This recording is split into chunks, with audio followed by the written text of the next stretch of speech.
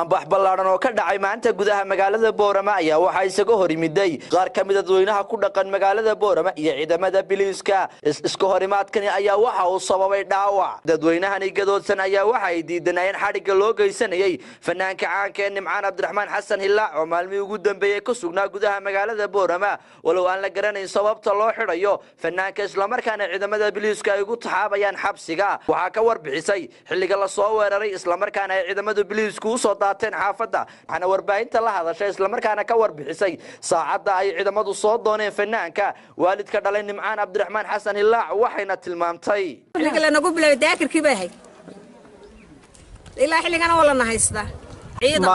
ciidan bana soo weeraray labaxa jood been xalay kulku yimaadeen sax imikana ciid ayna ka badan bay hay agee faamigiisu baa joognay cid kale ma joog sax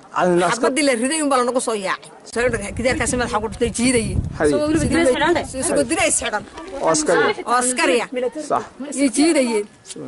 inantii bay qaadeen oo gaariga ku riteen inankii kale qaadeen oo gaariga ku riteen adiga halkii ka riday la dhaceen bud hay qayladii buu jaarkina ku soo yaacay jaarkina waa kan xabad jaal la isku xaamiyay hay dadka ay daawanaya waxaan ka codsanayaa dalka waan u dhalanay halkaan joogno ku dhashay ya macay waxuma galabsanin ya daalana nabad galiyo